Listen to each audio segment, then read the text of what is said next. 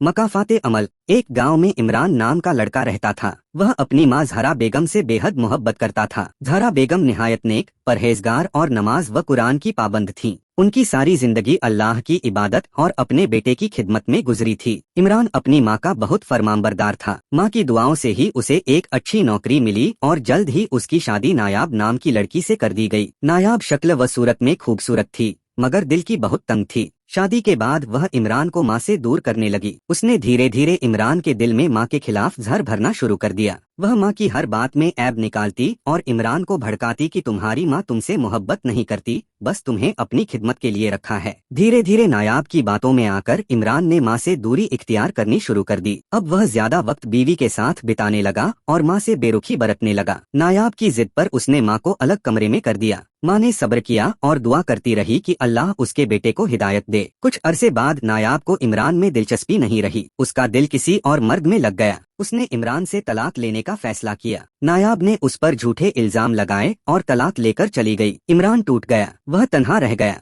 माँ के साथ जो जुल्म किया था उसका नतीजा अब उसे मिल रहा था। आखिरकार वह माँ के पास वापस आया, मगर जहरा बेगम बहुत बीमार हो चुकी थीं। बेटे की जुदाई का गम उन्हें अंदर ही अंदर खा गया था। इमरान उनके कदमों में बैठकर रोता रहा और माफी मांगता रहा। जहरा बेगम ने उसे माफ कर दिया, मगर कुछ दिनों बाद वह दुनिया से रुखसत हो गईं। इमरान को अब एहसास हुआ कि उसने कितनी बड़ी गलती की थी। वह दिन रात माँ की जुदाई में तड़पता रहा। माँ की मोहब्बत को ठुकराने का अंजाम वह अपनी जिंदगी में भुगत रहा था। यह मकाफाते अमल था जो उसके सामने था। यह कहानी हमें यह सिखाती है कि वालिदैन की इज्जत और मोहब्बत सबसे कीमती होती है। दुनिया का कोई रिश्ता वालिदैन की मोहब्बत का बदला नहीं हो सकता।